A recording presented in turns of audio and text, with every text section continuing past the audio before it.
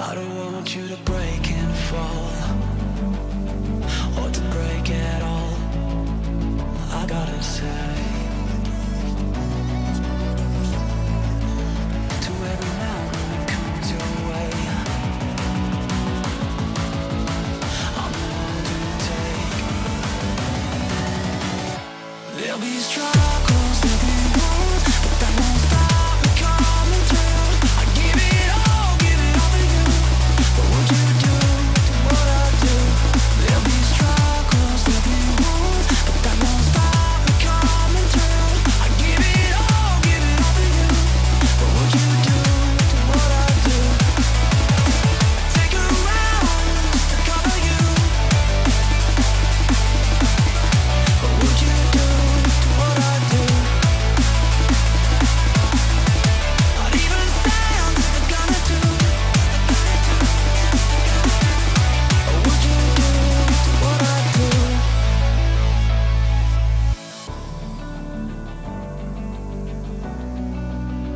I don't want you to break and fall, or to break at all. I gotta say, to every mountain that comes your way,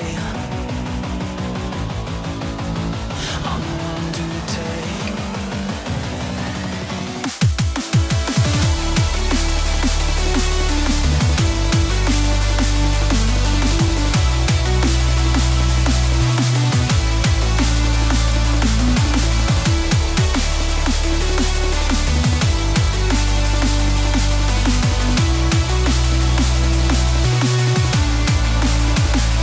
There'll be struggles, there'll be wounds, but that won't stop me coming through. I give it all to you. What would you do to what I do? There'll be struggles, there'll be wounds, but that won't stop me coming through. I give it all to you. What would you do to what I do? Take a round just to cover you. What would you do to what I do? I'd even stand to the gonna do. What would you do to what I do?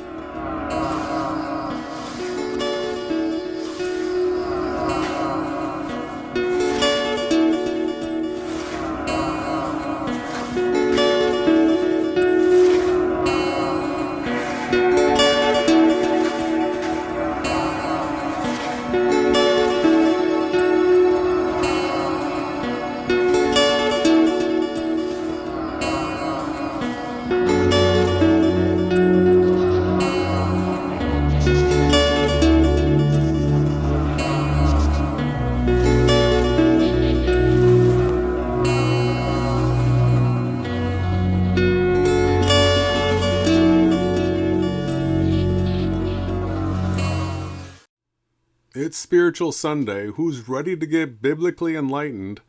How are you doing this evening, brother? I'm good. I'm good. Yes, I'm ready to continue being biblically enlightened. Namaste, right? We're going to be getting into all that tonight. We're going to be talking about what enlightenment really is. And, come to find out, most people don't know what enlightenment actually is. So we're going to be going into detail about that tonight. We're going to be talking about why you might want to be enlightened, what it really is, and then also how to go about getting enlightened. So all biblically speaking, and we're going to be adding in some practical modern ways to do it as well. So what do you think about this topic, brother? Like we've toyed with doing it, and here we are doing it now. Yeah. The destruction of the ego has to be a foundation of our eternal souls, right? Well, you gave away the secret, right? So that is what enlightenment has to do with. Not a secret. It's defeating the ego. They put this mystic terminology on it, like, "Ooh, I'm enlightened." Like you're supposed to glow, or you're supposed to never feel any sort of pain ever again, or you're always in this pure blissed out state. So Yeah. all these false attributes given to it, and they really don't like to tell you what being enlightened truly is. And like you said, it's defeating the ego. And funny enough, guess where these teachings come from? Who do you think defeated the ego first? Like the complete destruction of the ego, Mm-hmm. obviously it's the Christ. Obviously, yeah. And then he taught his followers how to defeat the ego. Now, they just didn't use that language, that terminology, but we'll be showing you all that the biblical teachings are ways to transcend the ego. And and then the whole reason why you would want to do this. So there's the biblical aspect of perfecting yourself, right? Making yourself more righteous, less sinful, all those types of things. But then there's the practical life aspect of this, where we have to interact with people on a daily basis. And what happens is the ego gets involved, and then we end up in conflicts and turmoil and all these types of things. And it's a result of uncontrolled ego. So when we telling everybody right off the get-go here that another great reason to work on transcending the ego is to be at peace in your relationships with other people. And we'll be showing you, everybody, the whole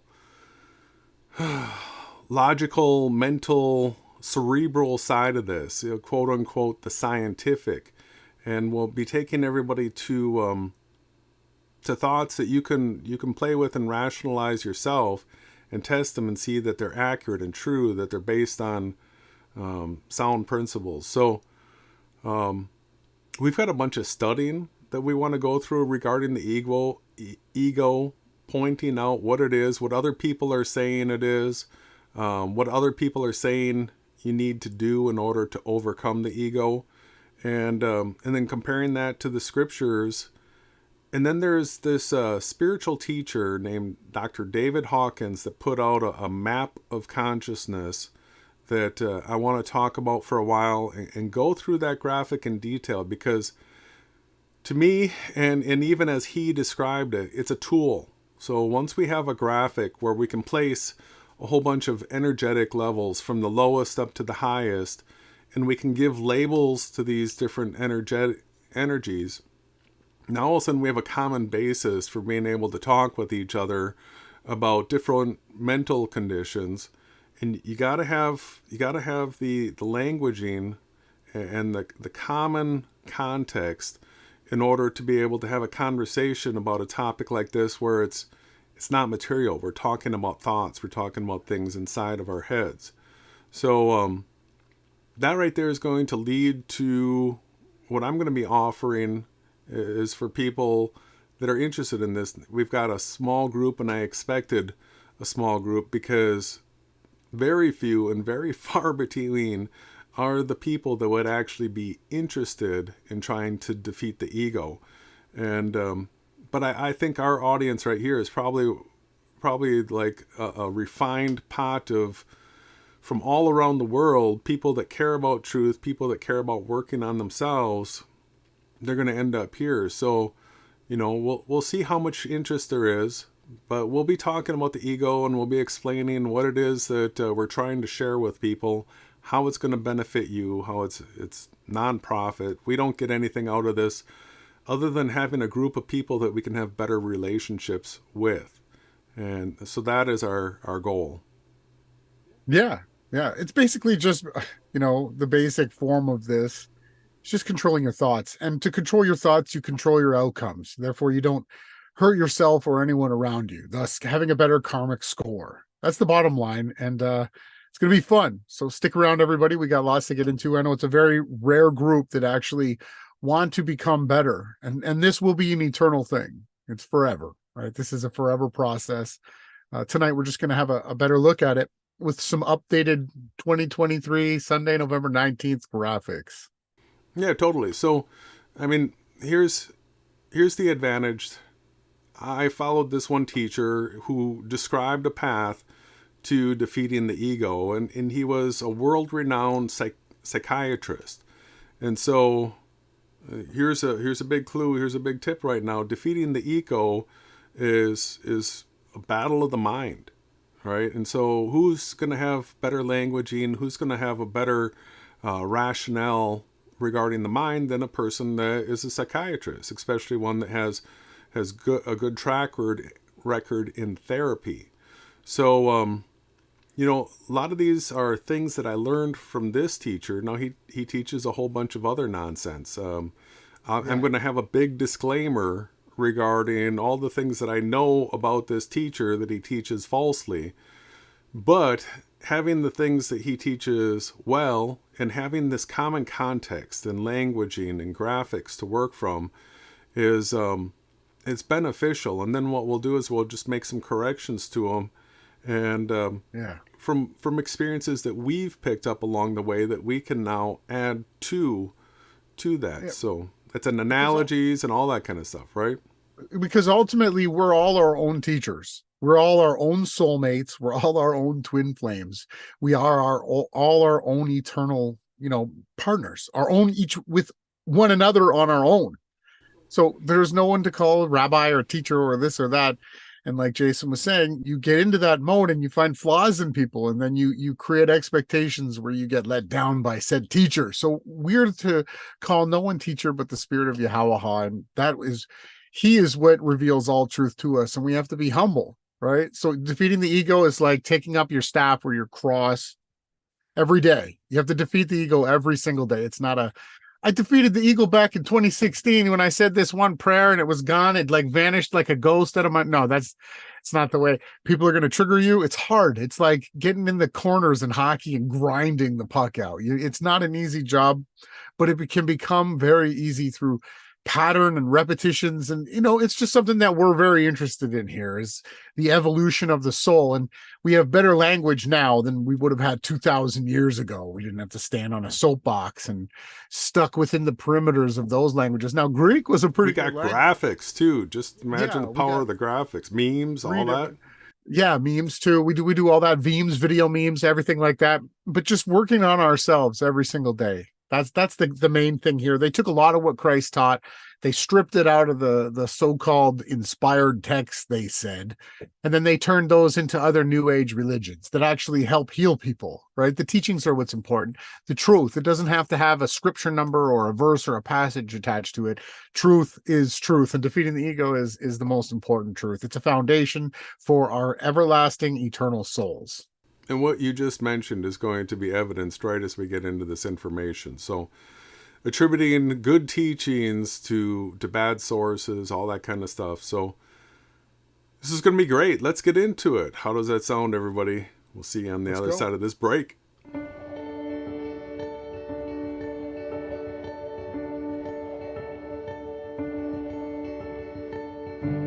There's too many details up in the sky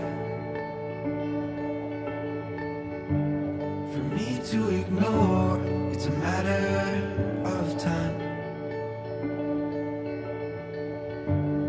Show me where I should go. I'll run right out this door tonight.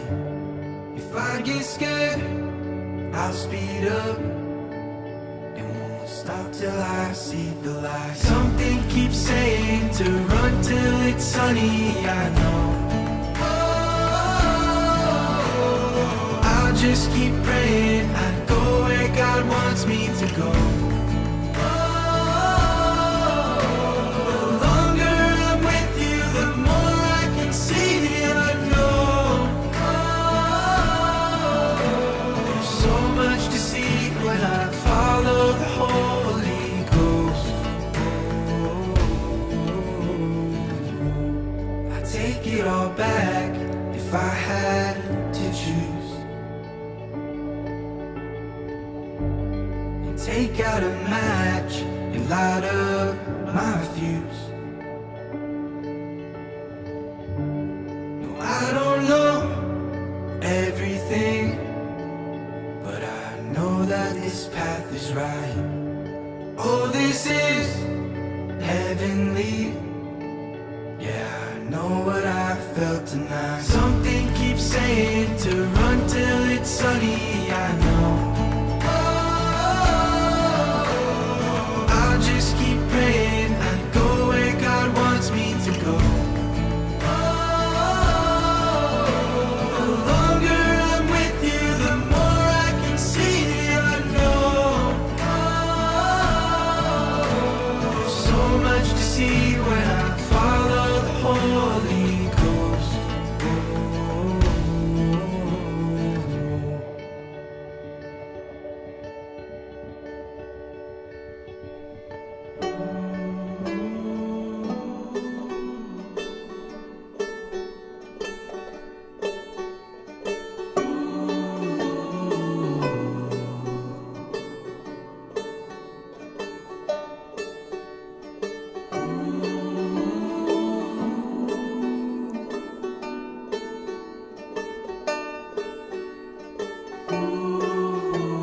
Something keeps saying to run till it's sunny, I know. I'll just keep praying I go where God wants me to go. The longer I'm with you, the more I can see the unknown. There's so much to see when I follow the Holy Ghost.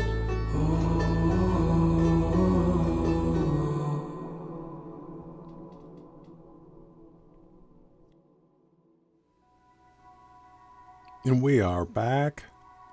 And we are at Google. We're going to be doing a little bit of research together. Totally. Let's go. So the question is asked, what is enlightenment? And then when you do a look here, you get a whole bunch of nonsense. And then you have under Britannica, a European intellectual movement of the 17th and 18th centuries. Oh. Wikipedia, what is enlightenment? This is a bunch of rubbish. You're not going to get, when you ask the question, what is enlightenment, you don't get a straight answer because everybody that teaches it won't even say what it truly is. But the truth of it is all the teachers that you'll listen to, if you're listening to an Eckhart Tolle, like maybe in the chat, people can you name any teachers of enlightenment that come to mind? There's probably not many that people can think of. And then those teachers, do they just come out and tell you that it's defeating the ego? But no, when you listen to them though, all the advice that they give you is about defeating the ego. So that is what we're going to be showing everybody, is that the quote unquote enlightenment, these teachers, if you actually go listen to them, they're going to be giving you advice on how to defeat the ego. And there's a whole bunch of common practical techniques. We're going to be going through this article here, 25 ways to kill the toxic ego that will ruin your life, because we're trying to point out to everybody that defeating the ego is something that benefits you. Right? It brings peace to you. It brings harmony into your life. And even though we still go through our trials, we can remain calm without fear, and in a positive state. So that's what we're going to be showing everybody. Wikipedia has an article on ego death. I'd like to go through the first paragraph of this here. And it says here, ego death is a complete loss of subjective self-identity. The term is used in various intertwined contexts with related meanings. Jungian psychology uses the synonymous term psychic death, referring to a fundamental transformation of the psyche.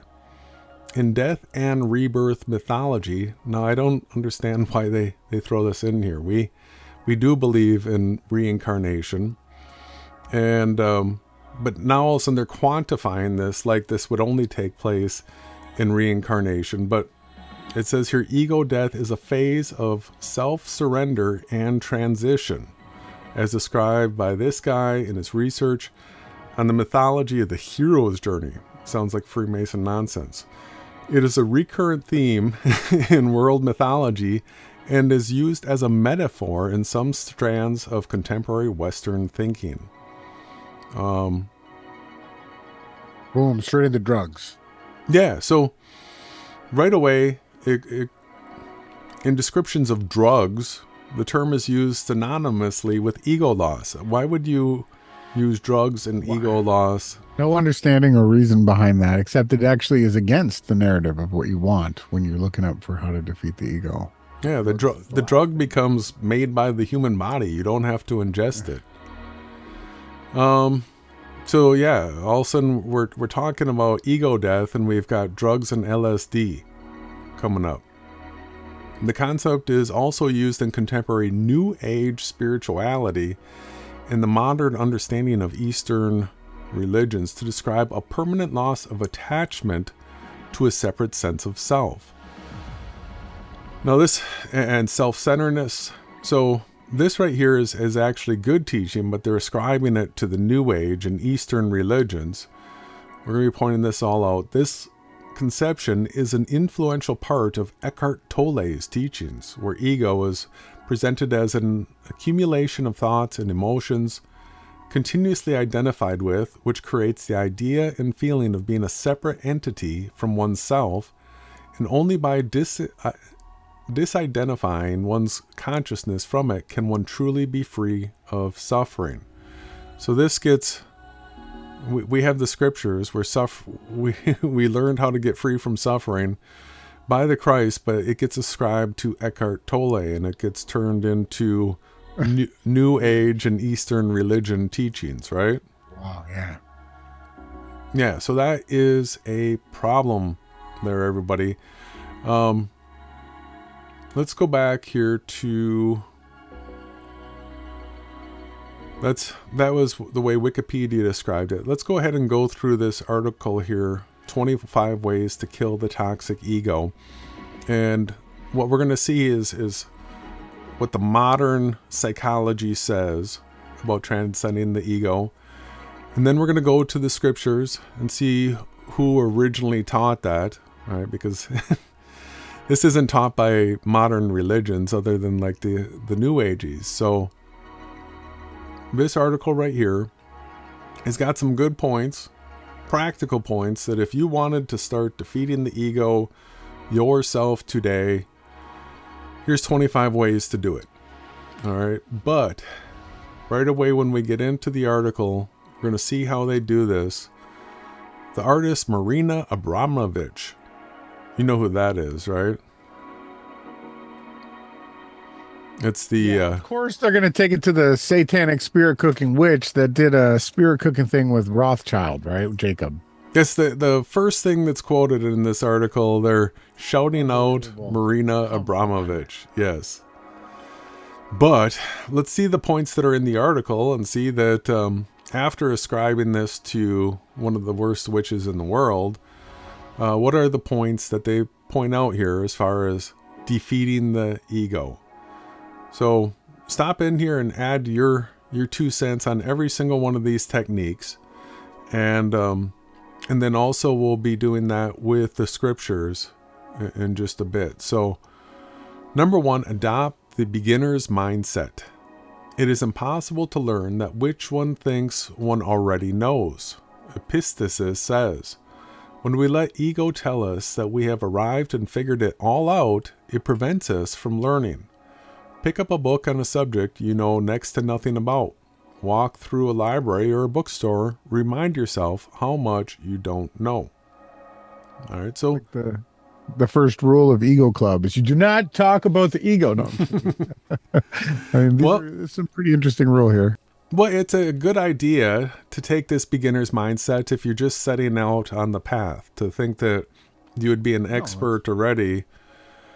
And I mean, we're all still, learning. That's why we're to call nobody the grand teacher or whatever, Rabboni.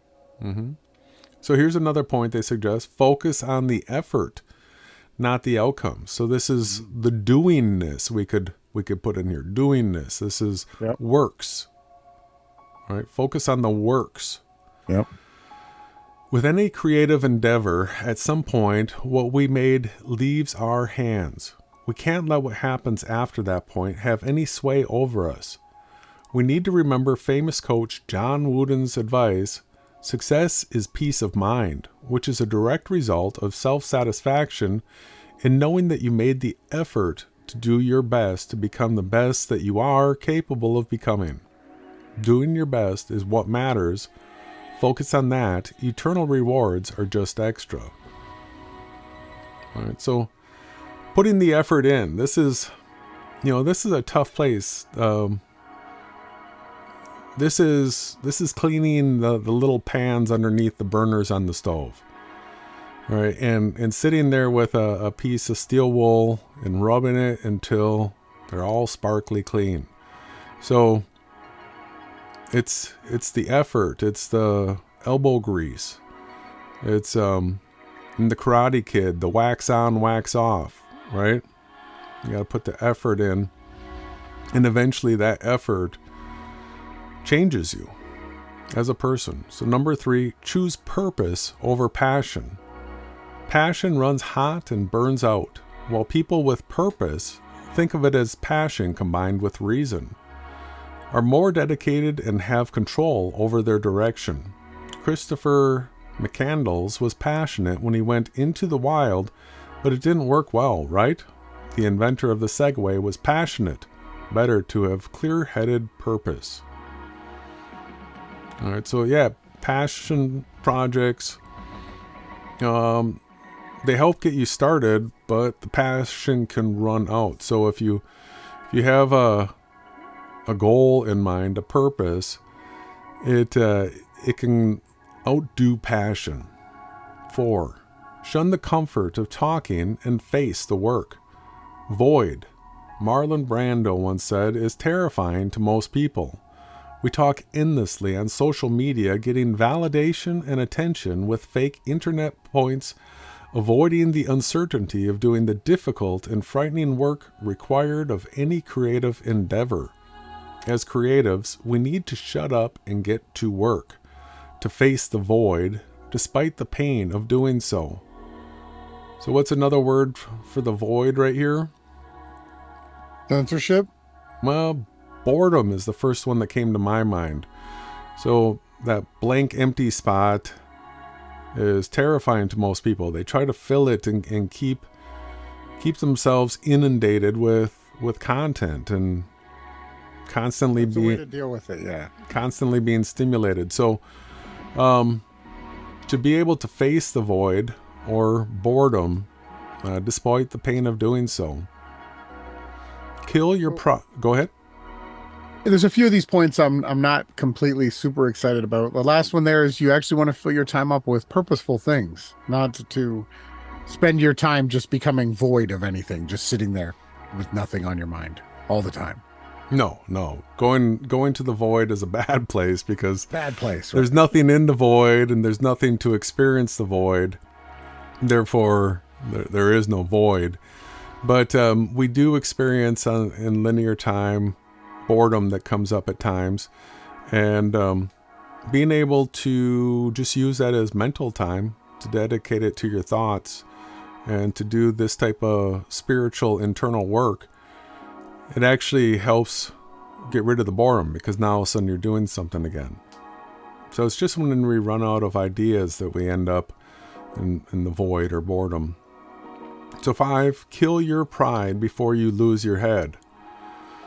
Whom the gods wish to destroy, Cyril Conley wrote, they first call promising. You cannot let early pride lead you astray.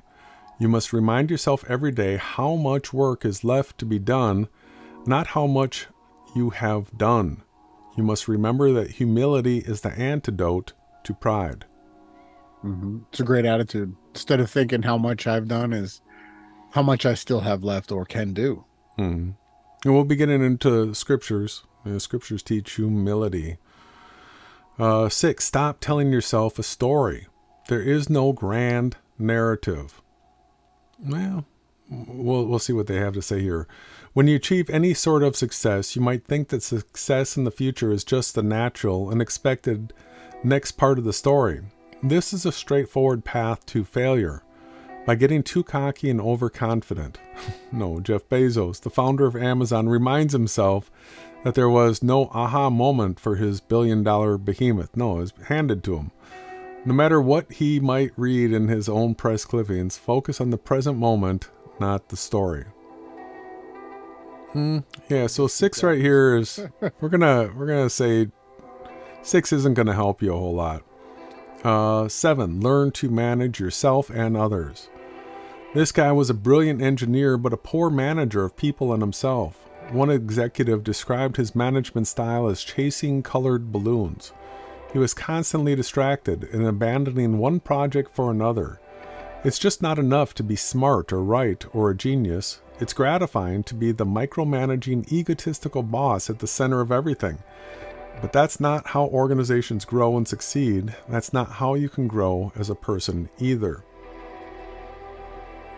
I don't know about the rest of the paragraph, but learning to manage yourself and others is a key aspect, because what you're trying to do is take all accusations out of your life. So you got to make your yeses yeses and your no's no's, and you have to make sure other people's yeses are yeses and their no's no's, and we have to be able to work together. And to accomplish things, everybody has to be in unison. All right? If an engine, the timing's out, the engine won't run.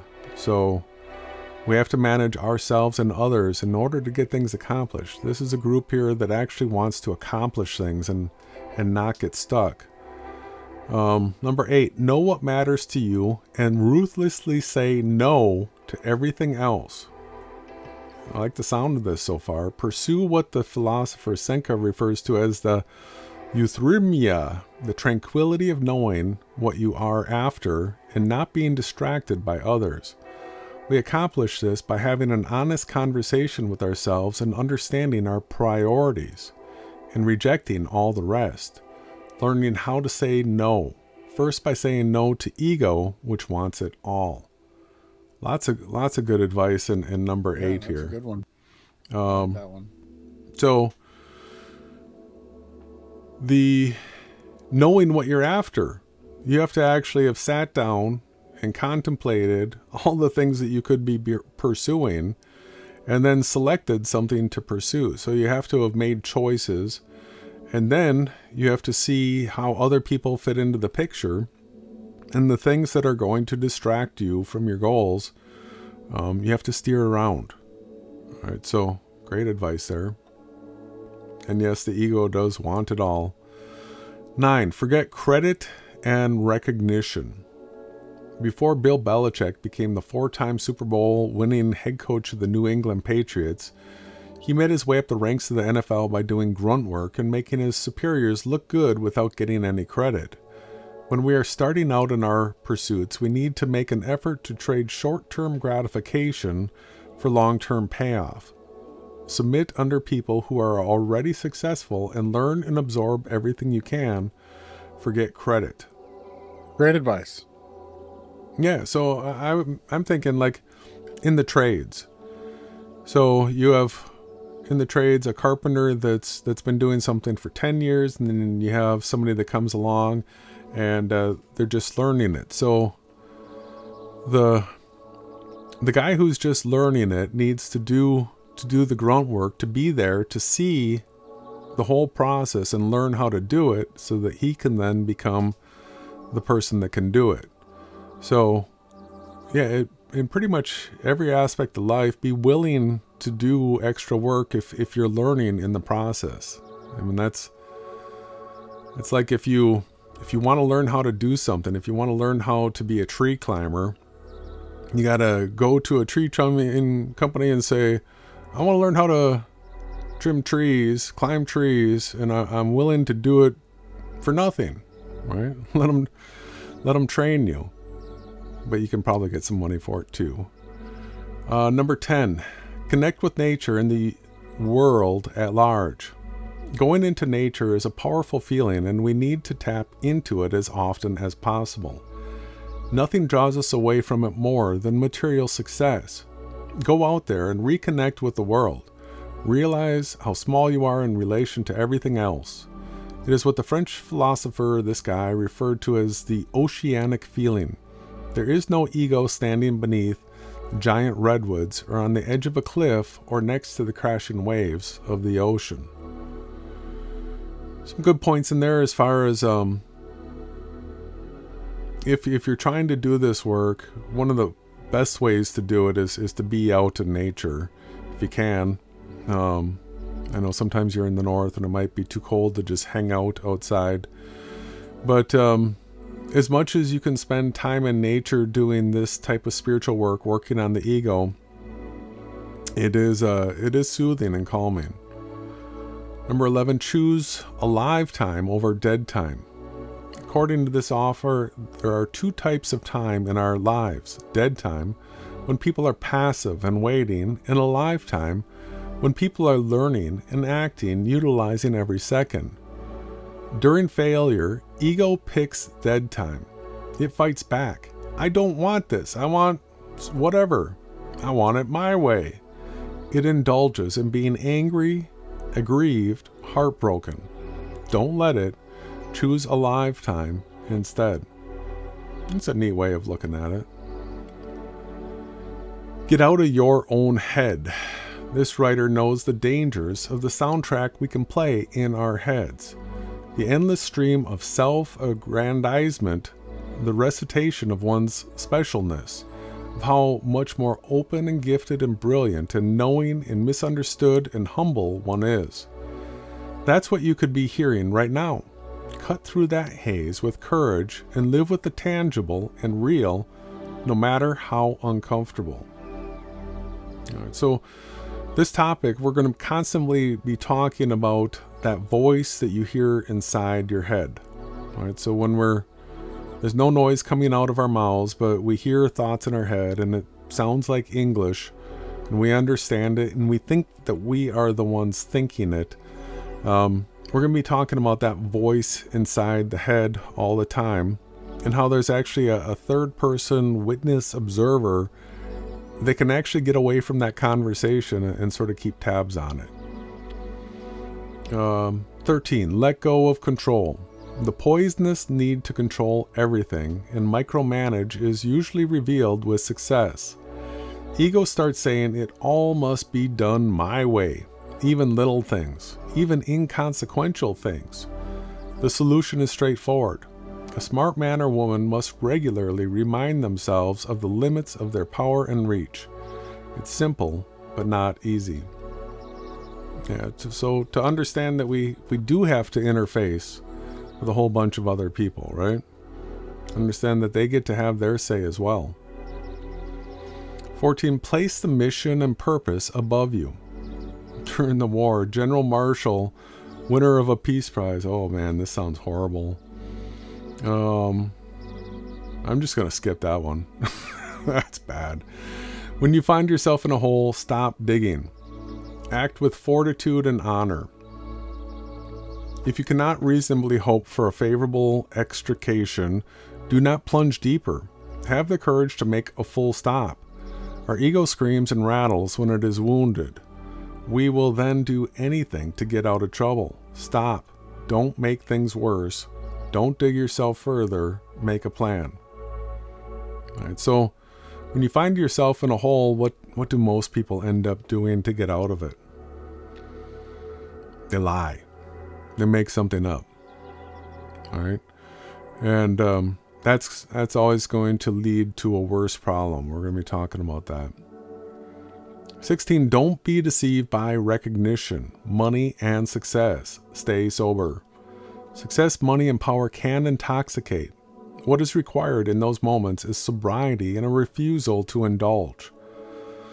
Oh, let's not look at Merkel. These terrible. Just keep going. Yeah, 17. 17. Leave your entitlement. The one thing, the takeaway from that is to always be humble. And if it's about the work itself, it's about the work that needs to be done. It's never about the success of it. Then you're always going to be safe, right? Well, and it is, not Merkel, but it is important to understand that, let's say all of a sudden you did start getting tons of social media clicks and right. And yeah. You know, there's a lot of things that come along with that, but I don't, we got a lot to get through. Yeah. Leave your entitlement at the door. Right before he destroyed his own billion-dollar company, this guy overrode the objections of one of his employees and bragged, I could put the Thai heart on manure and they'd buy it. You can see how this manifestation of ego can lead you to success and how it can lead to downright failure. That's the tortoise and the hare right there, right? Yep. Now this is a good one, but I don't know about the citation. Choose love. So we'll be getting into this. This is the choice to make every single time. Choose love. Can't go wrong. You can't go wrong. No, yes. Love isn't always cuddles, though. That's true. Pursuing mastery in your own craft. When you are pursuing a craft or a trade or a skill, realize that the better you get, the humbler you are. Because you understand there's always something you can learn, and you are inherently humbled by this fascinating craft, skill, career you're after. It's hard to get a big head or become egotistical when you've decided on that path. So, good advice. Yeah, if you're always a student. If you're a woodworker, you're never ever at the end of your trade. Every single time you make something, you are getting better. You could do it better. You have to always be looking for ways to improve. Keep an inner scorecard. Just because you won doesn't mean you deserve to. We need to forget other people's validation and external markers of success. Your potential, the absolute best you're capable of, that's the metric to measure yourself against. Yeah, you're your own competition, right? But we do put set desires on those around us that we want to please, and it too can also fuel the passion. So ebb and flow. Yeah, but this inner scorecard, this is an important thing because I talk about the need to be able to track the amount of time that we devote to thought and to what kind of thought. What are you giving your processor time to? So your mind, if you liken it to a computer, is the processor.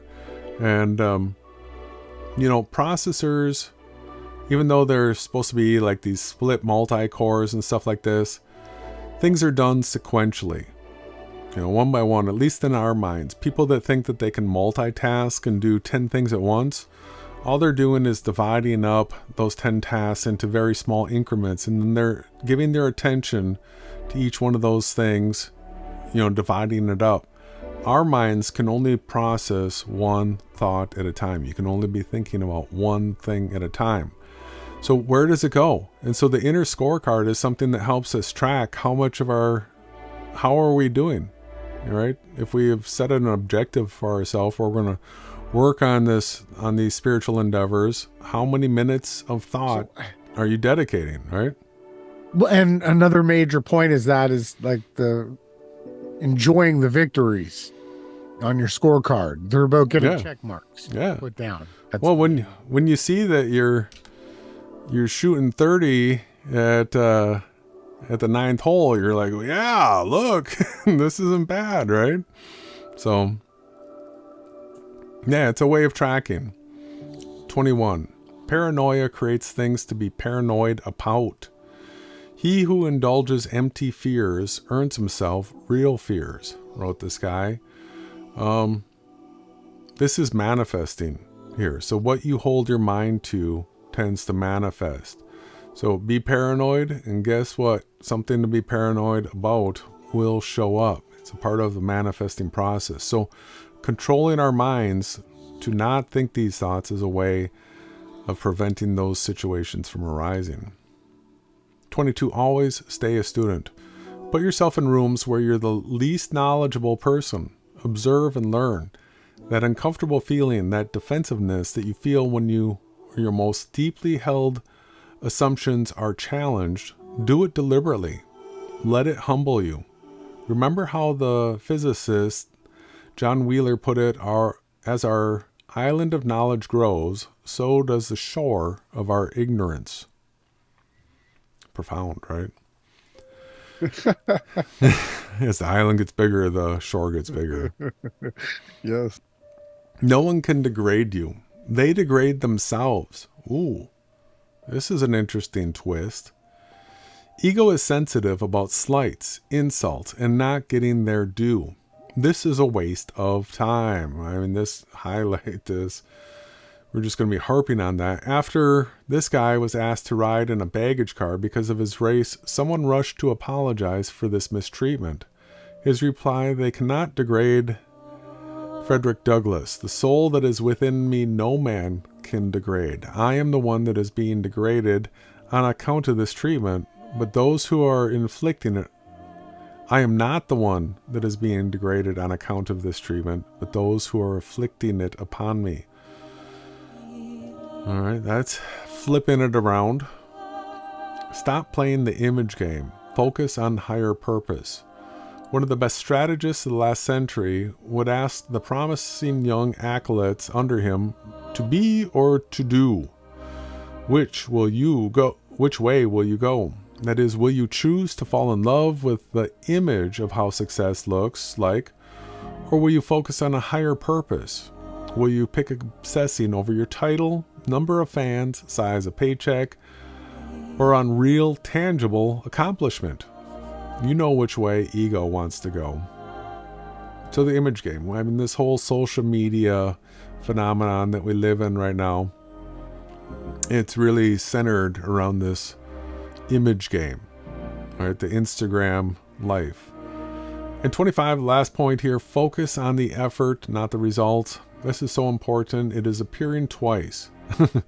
If you can accept that you can control only the effort that goes in and not the results which come out, you'll be mastering your ego.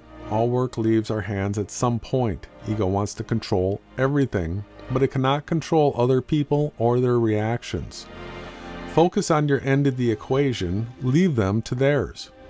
Remember this line, what matters to an active man is to do the right thing. Whether the right thing comes to pass should not bother him. All right, so these were 25 instructions on how to subdue or defeat the ego. Now, the majority of these points, I think, are good, decent points that if a person put them into practice, they would be working to subdue their ego. Absolutely. The problem with an article like this is you read these 25 points, and then the next day, you don't put those 25 points into action. Right? So there actually needs to be some sort of practice involved with each student in order to make this a lifestyle change, right? And that's what we're talking about. But so this was the modern approach to defeating the ego. Now we want to show everybody the origins of where this all came from, and that is the scriptures. So Ronnie sent me a bunch of scriptures earlier relating to the ego, and we want to go through these and show everybody that it wasn't Marina Abramovich, and it wasn't Eckhart Tolle, and it wasn't any of these people that came up with these ways to be these ways to live, it was the Holy Scriptures. So, do you feel like reading some scriptures, brother? Sure. It says here in 41, why do you look at the speck of sawdust in your brother's eye and pay no attention to the plank in your own eye? How can you say to your brother, brother, let me take the speck out of your eye, when you yourself fail to see the plank in your own eye? You hypocrite, first take the plank out of your eye, and then you will see clearly to remove the speck from your brother's eye. So right away, we're learning right off the bat, Christ is going straight at the ego, head for it, straight at it, right? So those that are going around who are trying to heal other people, if you're not healing yourself first, you're already out of the game. Self-work, right? Yeah. It's self-work. So Yeah. it's pointing out that everybody thinks that the problem is in somebody else. The problem's in you, right? Yeah. That's not what Christ is saying. He's saying chances are the problem's in you, like the way you're perceiving it. So that's a great way to get this kicked off. How about this one here? The student is not above the teacher, but everyone who is fully trained will be like their teacher. All right. So how do you think this one fits in here? Well, it fits into many ways. Right? Yeah. The student is never above, nor is the teacher above. They constantly are both in a perpetual state of learning. Absolutely. The difference between the student and teacher are their places on a path. All right. So if you're going on a hike somewhere and, somebody showed a teacher how to get to this place. Now the teacher knows how to get to that place, and now that teacher wants to take the student. The teacher has to lead. He's the one that knows the way. Right? But then once the student has gotten there, now the student can become the teacher and teach somebody else how to get to that location. So the position of student and teacher is always just where we are on a path. One is just a few steps ahead, the other a few steps behind, but what we do is we try to help each other along the path, right? That's right. Shine the light on truth. Absolutely. All right. A bit more cryptic. We got Matthew here. If your right eye causes you to stumble, gouge it out and throw it away. It is better for you to lose one part of your body than for your whole body to be thrown into the pits of hell. And if your right hand causes you to stumble, cut it off and throw it away. It is better for you to lose one part of your body than for your whole body to go into the pits of hell. And again, it's obvious that it wasn't telling people to gouge out their eye and cut their hands and legs off. It was a parabolic language explaining the things that cause you to do harm is to stop them, right? To put an end to it. It was just modern day language. It's very poetic too. Yeah, it's really how to prevent self-harm. All right, so it's showing the importance of eternal life over the body as well. Well, and it goes down to your karmic score for reincarnation. Yeah, I'm with you on that. If your hand or your foot, it's a similar scripture. Well, I think that's a good point though. So how does a teacher emphasize something? By doing it. What? And by saying it more. All right. Repeating it. If he tells you something once, all right, yeah, you should note it. But if he tells it to you 2 times, 3 times, 10 times, the more times you hear it, probably the more important it is too, right? Yeah. Yeah. Well, that's the way that it's emphasized. 1, 2, 3, sometimes 70 times 7, right? Mm-hmm. This one says if your hand, we read that one, I guess. Yep. I don't think we did. Don't you see that whatever enters the mouth goes into the stomach and then out of the body? So there was supposed to be more along with this one sentence. Okay. For it is not what goes into the body that defiles it, but what comes out of the mouth is which defiles the body. So this one's like super important. The way that Christ was explaining here, that it's our words. It's our words that defile us, not the food that we eat. Because people were always like, oh, blasphemy. You've eaten a shrimp, right? And I mean, it got to the point where they were just like ridiculing people that were too poor and they had to eat the pig, right? You're going to hell. And so Christ was saying to them, don't you understand that it's actually the words that we speak that defile us? And first, those words, they proceeded from our hearts. We'll get to that. I'm sure you want to enter in on that.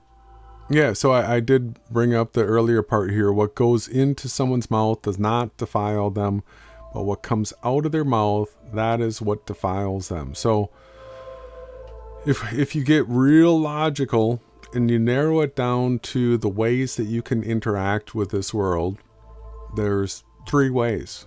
All right, you can speak words audibly, you can type words, write words, and you can do things with your body. Well, yeah, you can think them. Speak, think, and write down. Those are the 3 I had. Yeah, well, the ones that I was talking about are the ways that you can put them out into the world. All right, the thought ones, those, there's really no timestamp for it when it's in our mind. But once it comes out of our mouth, spoken or typed, or our body has done something, now all of a sudden there will be a timestamp associated with it. So that's the way we can interact with the world. And the scripture's pointing out that it's not what you put in your mouth, it's what comes out of your mouth. So the mouth really is probably the most dangerous of them all, because people seem to let things out of their mouth that if they were typing them, they may not have. And so it's a wild weapon, the mouth is. Yeah, well, and the timestamp that accompanies the mouth is every single word we speak was preceded by the thought.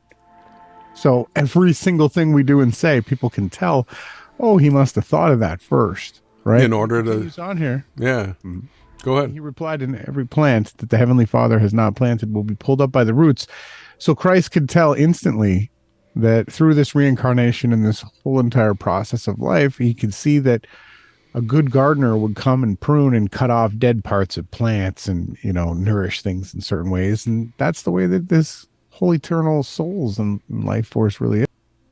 Well, and here's speaking to needing good teaching, right? Leave them. They are blind guides. If the blind lead the blind, both will fall into a pit. So if you're in student and teacher role, you need to, if you're the student, you need to make sure that the teacher you're talking about knows what he is talking about. That is for sure. And no one's perfect. Let's keep going. Luke. And a good man brings good things out of the good stored up in his heart. Yet an evil man brings evil things out of the evil that he has stored up in his heart. For the mouth speaks what the heart is full of. So now we're getting into a level of compassion added to the whole entire topic. What are you passionate about? What are the things that your heart wants you to think, and then actionable with things take place in your life? Yeah, well, the mouth speaks what the heart is full of. So you'll notice, like Ronnie just said earlier, that when somebody says something, you're like, what made that person think of that? Why would they be bringing that up? So you can read a person's heart by what comes out of their mouth. Absolutely. Very true. Proverbs. Did you want to read? Oh, sure. Above all else, guard your heart, for everything you do flows from it. All right. This is the heart is where desire exists. So the mind is reason and logic. It's like our calculator. We put things into it and hit enter, and then it gives us results. But the heart operates on desire and feelings. And so from the heart, all these things emanate out and get into mind, right? Yeah. So to guard it, basically above all else, David is saying, study your heart, for it is everything that you do flows from it. So if you have a better understanding of the reasons that you're passionate about certain things, you are better able to guard it.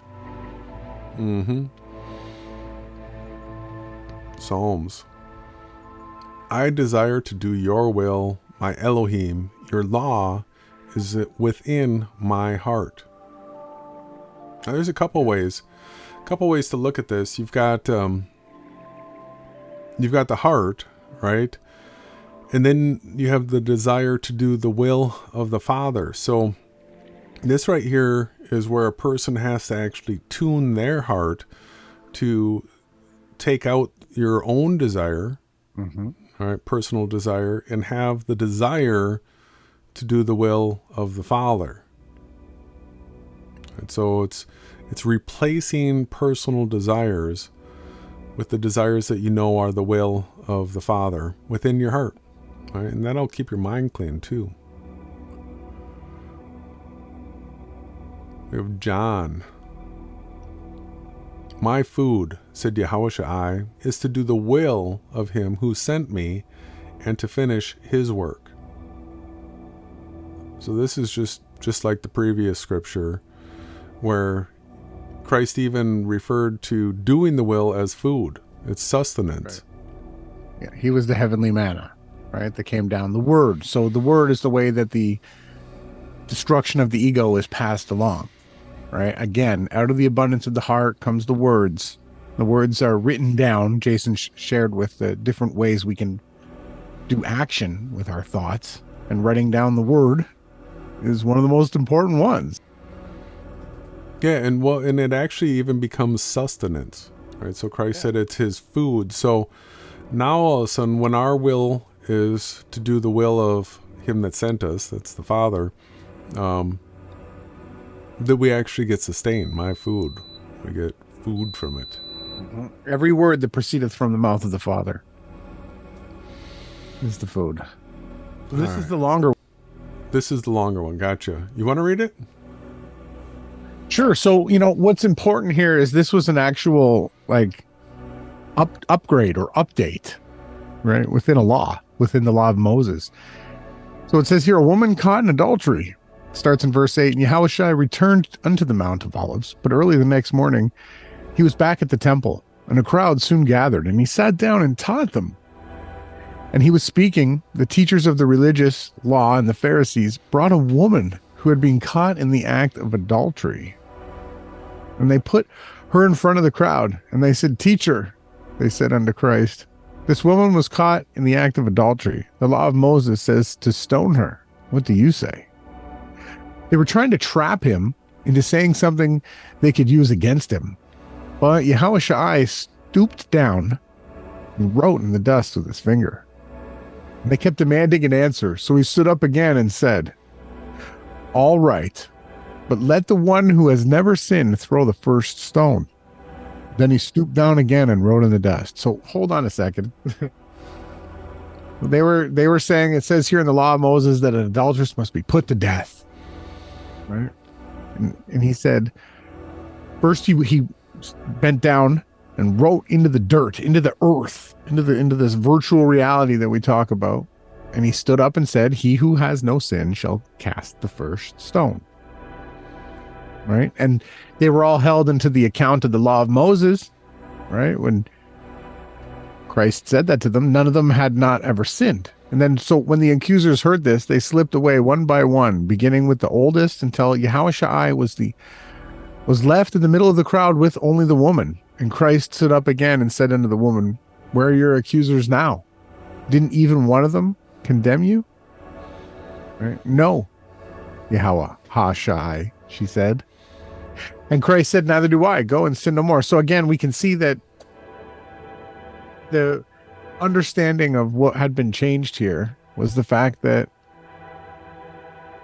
he was given the authority to forgive and to have others forgive, because we are all equally sinners, right? It's the basic doctrine here, but it does come back to the ego, right? Because the ego wants to stone her to death, right? That's the law, boom. But the destruction of the ego states that we're all sinners and that this woman deserves another chance, right? Yeah, absolutely. And there's I mean, there's a number of lessons that can be pulled out of this regarding the ego, but one of the ways to see it is that all of us have egos. At best, what we can do is we can get in control of our egos. The egos will never be fully destroyed, and so we're all going to continue to make mistakes. And so in that, if nobody accuses us and we're not being accused, it allows us that place to make mistakes and learn from them as well. All right, so we need to have that space in order to learn and grow. If you kill everybody every time they commit a sin, there's going to be nobody left, right? Yeah. Can't kill everybody, no. Deuteronomy. The witness must throw the first stones, and then all the people may join in. In this way, you will purge the evil from among you. So this is the reference. We went prequel, right? The last scripture was the fulfillment of this scripture. So this is the way that it was, right? Because they were trying to learn through physical purging how to become righteous. And now Christ came and said, now you physically purge out the evil from inside you, right? Before you throw any stones. Mm-hmm. And the justice was good. By making the witness be the first to throw the stones, that makes, any false witnesses are going to have to be murderers. Yeah, they can't just lie and slink away. They got to throw the stone as well, right? Yeah, totally. Accountability. You're getting super accountability. Right? Proverbs. The words of the reckless pierce like swords, but the tongue of the wise brings healing. Well, all right, so it's big. It is big. So what we're talking about is the abandoning of the ego, this thing that gets offended and all these types of things, because the way that we all interact with each other, for the most part, is online. So it's going to be words. It's going to be written words. It's going to be spoken words. And the scriptures, those words, reckless words, pierce like swords. So it's really, really basic for me what we have here, right? Jay, you can see obviously, and everyone else can. So we talk about switching our language from, instead of saying the negative or the worst case scenario, we flip it to the best case scenario in the most positive way to say something. So we'll be getting into a chart. You want to keep it above 2, 3, 4, 5, 600 if you can. Okay. You always keep your words as clean and uplifting as you can. They have the rice experiment where the guy swears into the jar of rice and it gets moldy and dies, and he speaks love and kind words into the other one, and it stays more healthy. So within the power of the tongue is the ability to kill and give life. So we must bridle our words, which first proceedeth from our heart to our mind to our mouth. Yeah, so it's there's both the power to pierce, but the tongue of the wise brings healing, right? So that is the whole purpose of what we're trying to work on here, is to change our language, to change the way we interact with others, to be the healer and not the harmer. No. Right? Yeah, we want to have good scores. We want to have good karmic scores, right? We're keeping track, right? We're keeping track of our own scores. Dispute over Yahawashai's testimony. When Christ spoke again to the people, he said, I am the light of the world. Whoever follows me will never walk in darkness, but will have the light of life. So where does enlightenment come from? Christ. He's literally saying, I am the light one of the world, of the most enlightened of all time. There is the light right there. So how many times in the scriptures does it talk about being the light, not putting the basket over the light? There's some scriptures about how the elect in those days will shine as bright as the stars in the sky, and you would never put a light underneath your bed. Like, put it up in the highest section in the room so that everybody can see it, right? Yeah, and you want to be the light to the world like he's the light to the world. So that's being the enlightened ones. That's the real enlightenment there, everybody. Not he this did it through- hocus pocus, ayahuasca, No, blood done. magic. it's done through the defeat of the ego and to loving other people through your content. Absolutely. So yeah, this is the true enlightenment right here. And we got one more verse. And this one, to the Hebrews who had believed him, Yahawashai said, if you hold to my teaching, you are really my disciples. So it's supposed to say Judeans. So he was in probably Jerusalem or the southern region, right, of Israel. So when you see the word Jews, it's either definitively talking about Hebrews or Judeans, because the northern ones were the Nazarites, and they had different names for different groups, but there's no such thing as a Jew. Absolutely. So this right here, Christ was a teacher of enlightenment. He was the light of the world. And you are really my disciples if you hold to his teaching. So what are the things that he taught his followers? To have no fear, to have humility, to forgive, right? Yep. If something is causing you to stumble, cut it off. If your eye's causing you to be sinful, gouge it out. He was very direct. He wasn't this soft, cuddly type character that they've made him out to be, although he did cry a lot because it was a very tough experience to go through. But the true Christ, Yahawashai, the true character behind it, you just have to look at his words. He led the path, like you said, to enlightenment through the destruction of the ego and then through the outward acceptance and service to others. And in actuality, in service to others, he was in service to Yahawah. So everything that we do in teaching true enlightenment has to be in harmony with the scriptures and what Christ taught, and that is a requirement, right? That we have to live up to. But we're going to show you some other resources other than just the Bible, because one of the things that we need to have in talking about how to defeat the ego is some common language and a common context in which to see this from. And so, because the ego is very well hidden in our psyche. So this right here, Dr. Hawkins' Power versus Force Map of Consciousness, this is a graphic that I want to go through with everybody. I've got a version of it that I've made some edits to, but I want to show everybody that this in general is the accepted map of consciousness that was developed by this David R. Hawkins, who was a psychiatrist and taught how to defeat the ego, or what the rest of the world would call enlightenment, with the air quotes.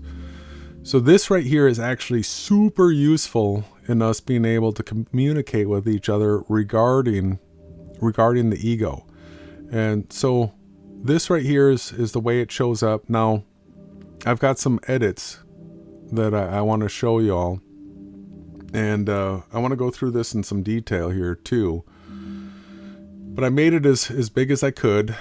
And eventually what I'll do is I'll remake this graphic myself without the edits. And I'll make it as big and bold so that everybody can see it as well as possible. But what we have here is a number of different categories. We have name of level on this column right here. We have energetic log.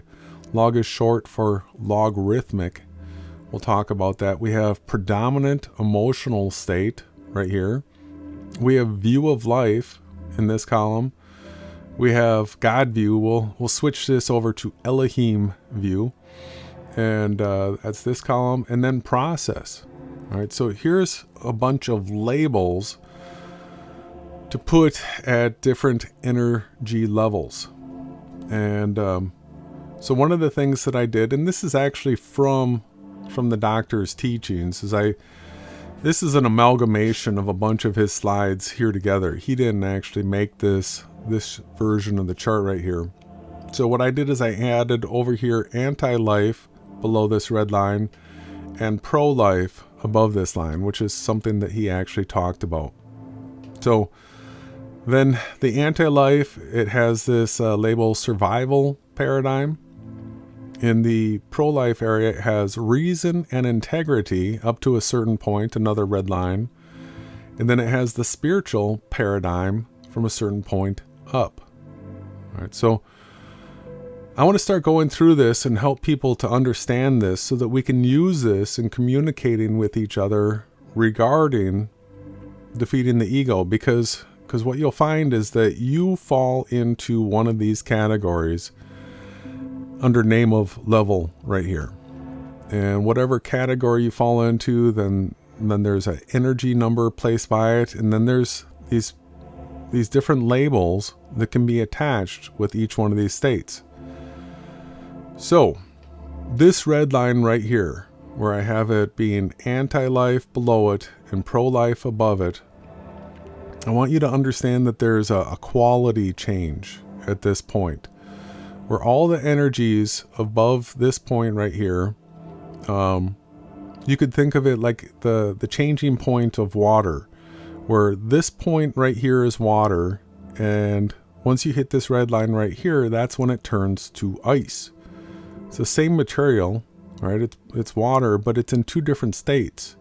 One is pro-life and one is anti-life. And so this actually becomes the answer for one of the questions regarding duality, as far as love and hate, right? Yeah, it's not dual, it's a gradient. It's a gradient.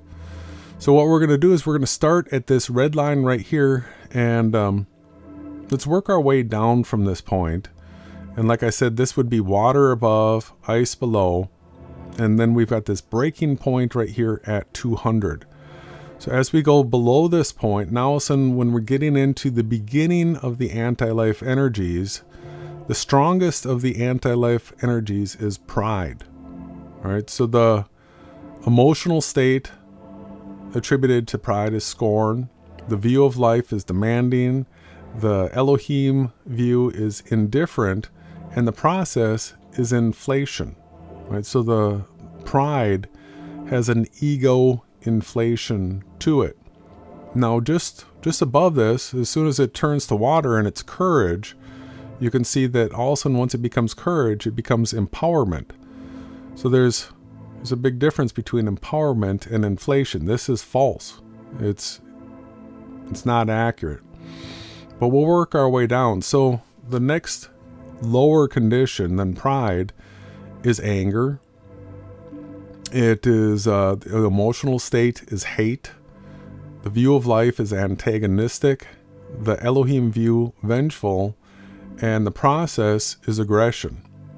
Right? So this is where people that are lower on the chart here actually get some power, is in anger. That's why you'll find people actually enjoying anger, right? Because it's got more power than the lower ones. Yeah, when you got to hang a bunch of drywall, you can get into an argument with somebody, one of your buddies, and then you use that anger to lift the sheet and to throw it against the wall real quick. Mm-hmm. You slam the door. Driving force. Yeah, slam it against the wall, boom, there's the drywall sheet. So a lower energy field than anger is desire, and the emotional state is craving. The view of life, disappointing. The Elohim view, denying. And the process, enslavement. So desire actually puts a person into enslavement. Now, here's one that Christ talked about a lot. Fear. All right, so this is an even less powerful state, because at least after fear, desire will sometimes get you to do something. It might not be the best thing for you. But so fear, the emotional state is anxiety. The life view is frightening. The Elohim view, punitive. And the process, withdrawal. So this is the problem with fear, and how it has less power is because what it does is it makes a person withdraw. Fear does. Right? They would actually have more power if they were up in anger. A lower state is grief. All right, now all of a sudden the emotional state is regret, the view of life tragic, the Elohim view disdainful, the process despondency. Right now, all of a sudden, a person's just wallowing. They're below fear. They ran out of energy and fear, and they're in grief. And a lower version of that is then apathy. So the emotional state despair, the view of life hopeless, the Elohim view condemning, and the process abdication. A lower energy field than apathy is guilt. Guilt. All right, so the emotional state here is now blame, the view of life evil, the Elohim view vindictive, and the process destruction. This one's very harmful to you and to others around you. Guilt, yeah, very low power. And then shame, this is the lowest one to make the chart. The emotional state is humiliation, the view of life miserable, the Elohim view despising, and the process elimination. So let's just drill in on one of these, right? So when you see somebody that's acting or shaming somebody, right, you know that they're working out of a energy level of 20, whereas Super low. above 200 is pro-life, and obviously down to 0 would be no life.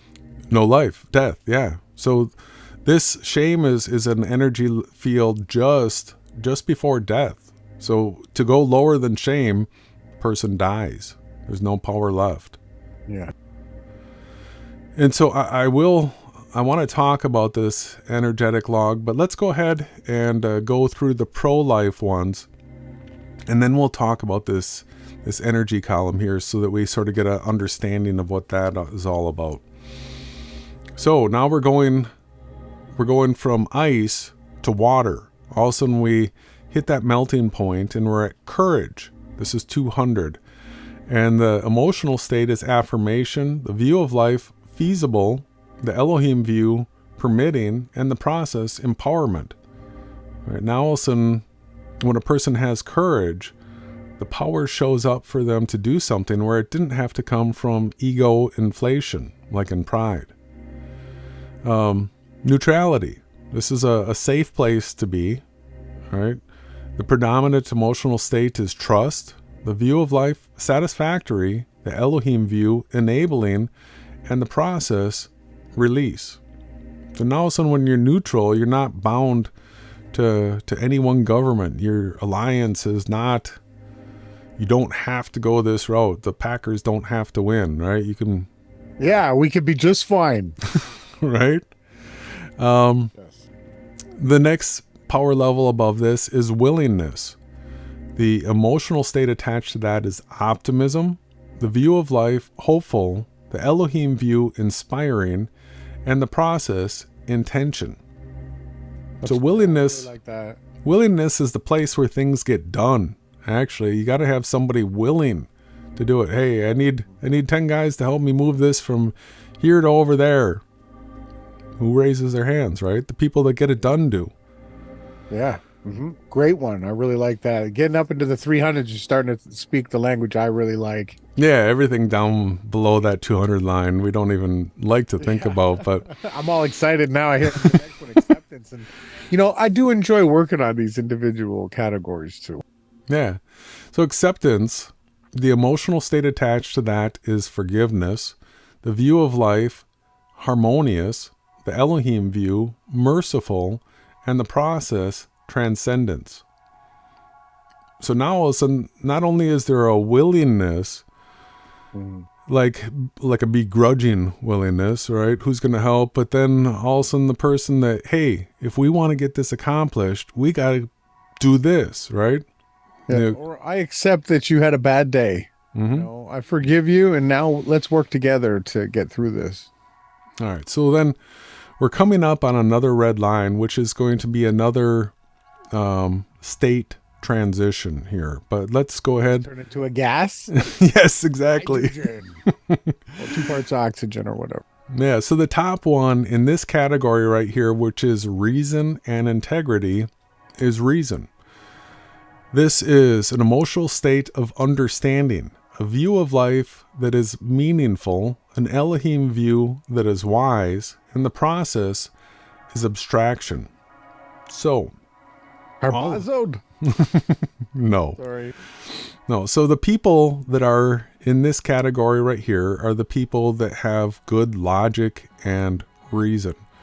These are the educated, thought out, strategic, knowledgeable type people.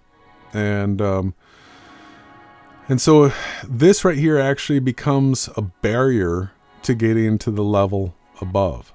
So watch how this works here. Because reason and logic, you can get to 499 here, but to cross this barrier right here, you have to transcend into a spiritual paradigm of love that reason and logic may have been keeping you out of. Right? So somebody may have screwed you over. Somebody may have done this or that, and you might have a whole bunch of reasons the way you feel you do about something. But to get up to love right here, love has to transcend reason and logic. Right? It has to go above reason and logic. It has to be the trump card. Where reason and logic might be the highest hand, but love is a trump card that will take you above reason and logic to transcend that barrier. So love, the emotional state, is reverence. The view of life is benign. The Elohim view, loving. In the process is revelation. And this revelation is understanding that you had to act in faith. You had to take a leap that reason and logic could not do. All right, so the loving one of the John of the Revelator. yeah, so to get from here to here, you have to take a leap of faith, just like in the jump scene. The jump scene, absolutely. In the movie The Matrix, for all you tech nerds out there. Hopefully everybody's getting it. I don't know if we're speaking Swahili or ancient Paleo. No, we're not speaking like words. Like, should we start doing it in other types of? We could start to do the bird and animal type language too. Some mantras. We got to do some. So the next category above love is joy, which the doc also called unconditional love. All right, so a couple of these labels have been changed, but there's love, and then there's unconditional love, or as it's labeled right here, joy. The emotional state here is serenity, the view of life, complete. The Elohim view, one, the process, transfiguration. So this level right here, when you get to unconditional love, then all of a sudden there's nothing that you can't love. Even those that are down here at 20. All right. The people that are the lowest energy, unconditional love gives you a way to be able to even love those people, even if they did you wrong. Yeah. Right? Well, that might be up in the 700 level, but continue. Yeah. So then the next one here, you can see that here's where I made some edits. And let me show you the process here. The top level, this 700 to 1000 is titled Enlightenment right here. In the top predominant emotional state, they have up here is ineffable, which means there's no word that can describe it, right? Yeah, you can't say someone's just at peace anymore forever after. That's ineffable. Yes. But so here's the problem. This is what the doc did to throw people off the path right here by calling this ineffable, because the word that belongs here is peace. Yeah, forever state of peace. Peace. This is where peace takes place. So they had peace over here, so I crossed that out and I put the peace over here, and the word that belongs here, and even the doc's older charts, all of his older charts had enlightenment, right, at starting at 600. When I first started following the doc, I saw 600 as the mark that he put everywhere, where this is the level that you needed to reach in order to reach enlightenment. And so I'm straightening this out to make it actually more in line with what the doc actually taught. And 888 though, to be So the real word that belongs here instead of peace is ego control, Yeah, right? I like that wording better. Because That leads to ego control. But peace is actually an emotional state of mind. It's not actually the name of a level, right? But you do have it as the name too. yeah, I put it up here, and let me go through the I process. kind of like the word kingdomly instead of peace at that top one of the name of the level. We Kingdomly. could try that out. Yeah, because I'm going to redo this and make it. Yeah, I like. I just wanted to show I want to give credit to the doc for this because he's the one that pioneered this graphic right here, and I didn't do it, but Perpetual peace, right? Kingdomly is the highest level because that's where we're going to be forever in eternity in the kingdom, and we'll be at an ever state of perpetual peace. yeah. So ego control. If we put that right here on the 600 line, and this was the mark that the doc talked about reaching for enlightenment. This is the point. So the person got to unconditional love in the 540s. And then at 600, now all of a sudden a person is actually controlling their ego where they are the master of their minds. Now it's a beginning phase. All right, so you begin to become the master of your mind at this point right here. And because of that, you will go through a very euphoric state of bliss when you start to realize that you now have control of your mind, and it's actually you that's making the decisions and not your ego. So the view of life at this point can be considered perfect. The Elohim view, all being, and the process illumination. So this really does line up as being the beginning point of a person having ego control. And then after that, there's a refinement process that goes from the 700s to the thousands, which I did put the word peace here. We could put kingdomly, but what happens is when the ego is defeated and it's under control, the state that a person in just continually gets higher and higher and higher, where there is peace, where you cannot be rattled by things. A terrible thing can happen, and you can accept that a terrible thing has happened, but now that it isn't happening in this second, this very next second, you can also let it go too. Yeah, that's why Christ said, look at the birds of the field, for they don't have any buildings to store up their food in, but yet they're fed every single day. So fear not, be at an ever state of perpetual peace. All right, so the view of life, the doc had is here, but I don't think that that's complete. A better view of life at this point is I am that I am, because what a person comes into is complete self-acceptance of who they are. Yeah, that's not Yahawah's name. It said I am that I am, and then it said I am Yahawah. That's how he addressed his name. What you're pointing out is basically the self-acknowledgement of your own observer and who you truly are. It's like why we have to do this, we do. A tree doesn't have to have a view of life that it's a tree. It just is a tree. And that's what the definition I am that I am truly is. Well, and you also recognize that you have idiosyncrasies and that you have quirks and that you have preferences and all these different types of things that make you, which you're no longer ashamed of anymore because they're not bad things. They're not wicked and things. They change. And we're in a perpetual state of ever-changingness.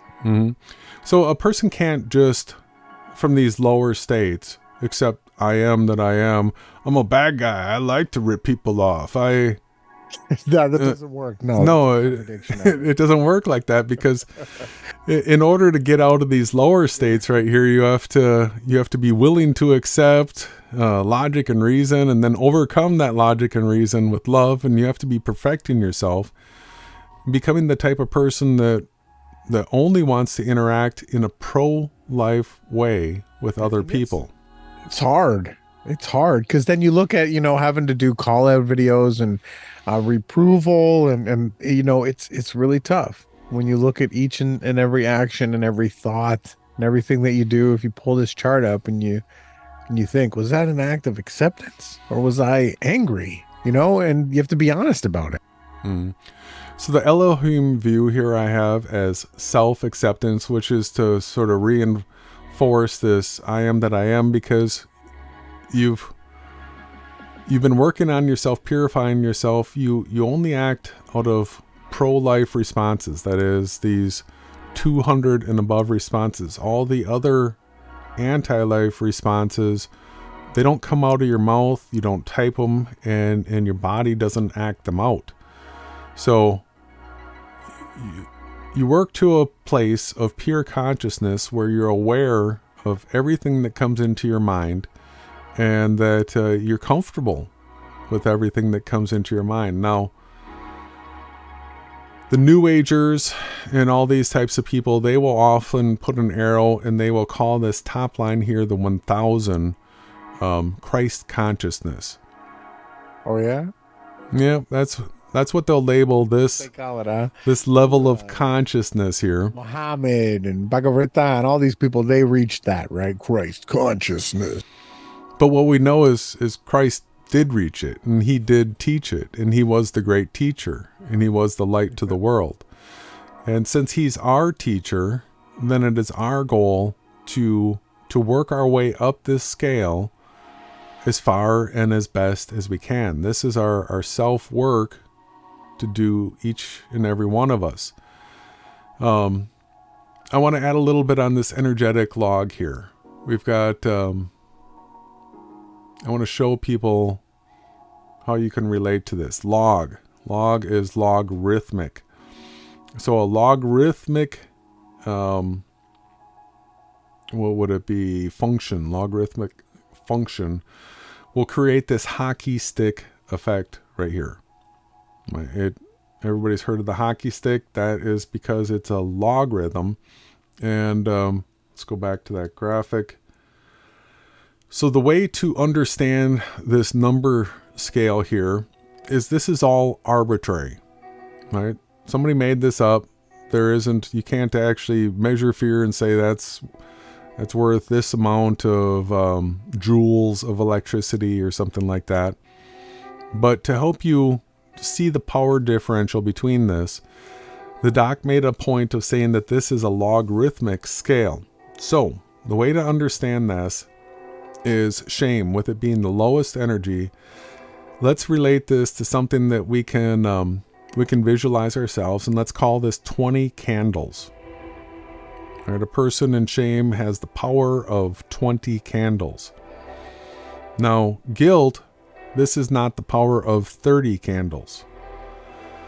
What guilt is the power of 20 candles with 30 decimal places added behind it. All right, so 20 plus 30 decimal places all of a sudden becomes a number too big for us to even understand, right? But then apathy would be 20 candles with 50 decimal places after it. And grief would be 20 candles with 75 decimal places added. So this is how it hockey sticks. So as we go up in the scale, now all of a sudden the power of love is the power of 20 candles with 500 decimal places added. So you can see that one person at love is going to be able to counterbalance probably millions of people in shame. All right, do you see how 400 decimal places to something that's got 30 decimal places, the number is going to be way, way, way, way bigger. And it's going to take a lot of these to equal one of these. So that's how to understand the logarithmic energy scale, is because the power, as it goes up, it becomes stronger and stronger, not in a linear fashion, but in a hockey stick type curve. The power goes up. So these right here, when we're talking to each other, we've got a few people that are interested in this right now. When we're talking to each other, we'll be able to use vocabulary, like we'll say, try to keep all your thoughts 200 and above, right? And that is what we are referring to here, is these different energy levels, but how all of these are weaker powers as they go down. So where do we go from here with this? We've got a scale that we can now share with everybody. That The introduction into the map of consciousness. yeah, that this right here is sort of, it's a tool that I'm using. I've got a Telegram group that I created where what I've done is I've uploaded a number of videos from this teacher, David R. Hawkins, that I have up there that he does teach how to defeat the ego.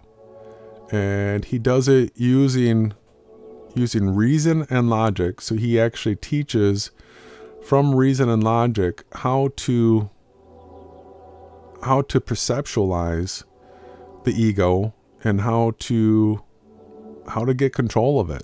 The things that need to be done in order to get control of your ego. It's his practice, which is basically just explaining all this, putting it out there for a person to contemplate. All the work is internal. A person does all this stuff on their own to increase their levels up and down this chart. And so what I want to do is offer to people, if they're interested, that I've got this Telegram group that has these videos, that if you wish to do this type of transcending the ego work, and we all have a common vocabulary and context that we can operate from, that I'm very confident that anybody that puts the effort in will actually be able to move themselves up this scale and get to these areas of peace. That is the overall goal. So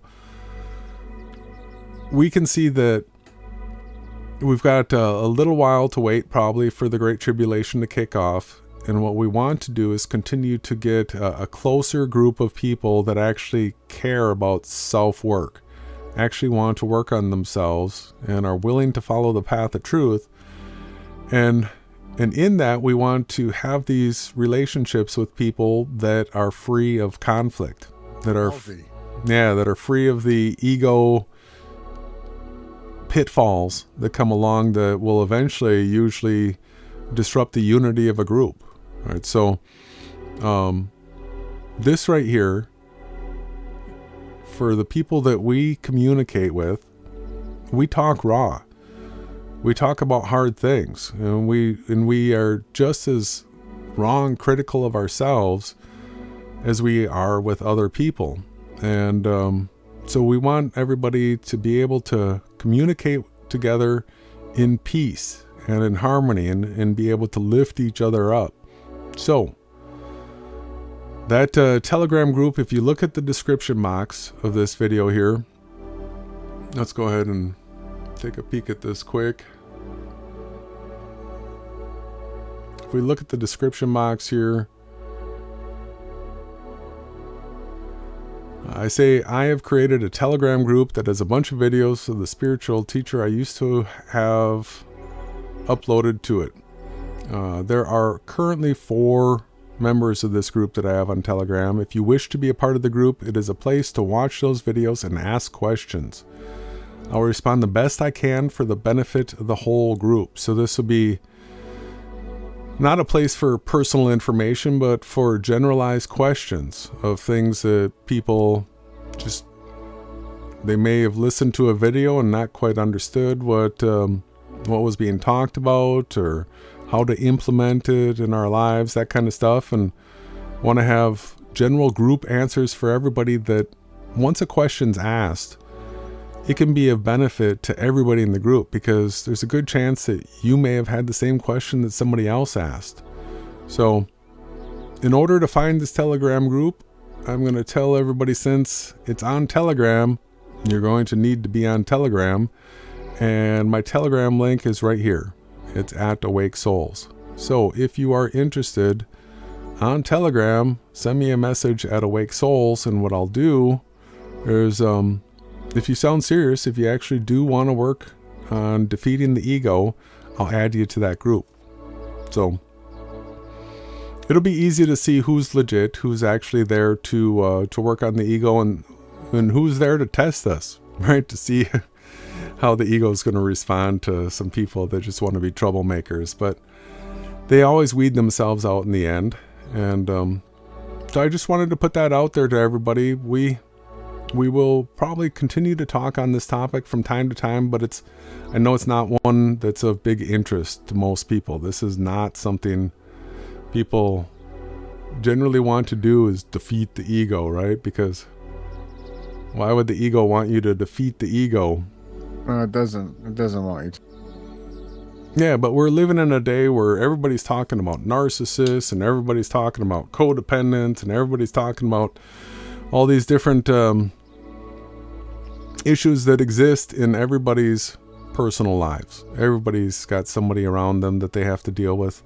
And that way, be it a family member, be it a friend or a worker. So in all these different situations, if you want to be able to remain at peace, if you don't want to be in your head all upset and wanting to act out in vicious ways, the way to do that is defeat the ego. It's taking the beam out of your own eye before accusing the person of having one in their, somebody else having one in their eye. Well said. Anything else you want to add to this, brother? No, it's a good start. It's a forever, never-ending process of adding things in. There's so much, Yeah. So this is a good place to start, everybody, to have common languaging and to have a graphic like this where somebody can say, I'm having a problem with this, or here's another thing you can do, everyone. You can put yourself on this scale depending on what your view of life, what your Elohim view, these processes, you can actually see where you fit in this chart on your own. If you're honest with yourself, and also know that you can be an above 200 person. You can be a person that's working out of the 300s. You can be a person that's working out of the 400s. You can be a person working out of the 500s or the 600s and up, and still run into energy fields that come up that are below 200. Right? All of a sudden, you can be at a high state up here, and now all of a sudden something happens where all of a sudden pride rears its head again. Or fear might come up, shame. All these things are possible to people that are generalized in these upper energy levels. And so each one of these things that come up that we allow in our mind and for us to act out and say and do things, each one of these things that are below 200, that is what goes against our score that holds us down from going up. So as long as we work to remain 200 and above, we end up rising like a bubble. All right. These things that are below 200 are like little weights that are added to our bubble that want to hold our bubble down. But if we take those sinkers off, our bubble will rise, just as a nature of what it is. So more hydrogen in the bubble makes it rise faster. Exactly. Right. All right. Well, anything else, brother? No, I just hope more people want to learn how to defeat the ego so that they can have no fear and become into a perpetual state of peace and reach that, kingdom consciousness. Absolutely. So even to have peace now, even before the kingdom were to arrive, is possible. Yeah. It's in your mind. Kingdom is all around us, right? You have to find it. You have to let all these other things out of your head. Yeah, exactly. And it's all just a battle, for we wrestle not against physical flesh and blood. It's against our egos. That's who we truly war against. And that's where Azazel attacks us. Jason was saying that not all the thoughts that pop up in your head are your own. Newsflash. Learn to be a martial artist inside your own mind and block out those bad things and start climbing up this map of consciousness. Well, and that's the funny thing. So anybody that tries meditation, I remember my first time trying meditation. The first time I tried to silence the voices in my head, it was just like yelling and screaming going on, and it sounded like it was 1,000 different voices all at once. Screaming, and it takes practice like anything else. You know, hockey's a great analogy. It's one of the hardest sports in the world to play. You got to learn how to skate, then you got to learn how to use a stick. So you can't expect to just jump out there and start doing pirouettes and roofing the puck, right? You got to learn how to slowly take each step at a time. And, you know, it just takes a little bit of patience and the acceptance to want to fail, right? The greatest things that we've ever learned from was our failures, right? That's the thing. So to prep everybody, if you want to do spiritual work, unfortunately, that means that there's going to be a lot of turmoil in your life. You're going to end up with having to face a whole bunch of decisions that might be some of the biggest and toughest decisions you've ever had to make in your life, because these are the opportunities when you make the right decision for you to level up, or if you make the wrong decision to level down, right? Yeah, we always look at the best possible outcomes here on this team. So each and every time you go through an experience, you're going to learn from it. You're going to be wiser. You're going to start moving up the ladder here to the kingdomly level of the consciousness. That's what I'm looking forward to. And everybody around us, this is the only way. The only way you're going to hang is if we're all actively working on defeating the ego, so that we can have good, healthy relationships forever. Okay, this isn't just this life. This is the next one and the next one. It was in the last 10. It was in the last 50. It's not going to change. This should be taught in grade school. This should be they just the early lessons, right? They want you to do, you know, Common Core. Just, I don't care how you do it, just do a bunch of questions. You know, no, we want sustenance, actual meaningful, wise understandings. This is human interaction 101, right? Yeah, we want people to have good relationships. Everybody. I want to be in a perpetual state of peace. I don't know about you on the other side of the screen, and I want to build people up around me. And to do that, we got to defeat the ego so that I don't get trapped or desiring something that's not mine, or angry at someone for something that they can't control, or full of apathy or grief about something that I have, and then guilt. Oh, if I only had it done better, and then shame on me. I can't believe I did that. No, I want to stay in the above sections with love and reason and peace and joy. You know, you don't get the last name Joy Shine unless you truly want to shine. And guess what? You learn how to shine through the defeating of the ego. That's it. So that's the beginning. That's the beginning of this. And I've got a new playlist created on defeating the ego. So we'll just keep adding to that playlist. And there might be some things that we do on this where we do play some stuff from the doc, but those will be streams that have to be done on Rumble. Rumble, yeah. Because we'll get a copyright strike if we do it here on YouTube. Yeah, we'll see if there's some interest. I hope there's some interest out there. We look forward to learning more about you guys and having a strong, defeated ego team. It's huge. Where's the only place people are going to get this information, brother? Only on the map of consciousness of defeating the ego on Yahawashai News Network.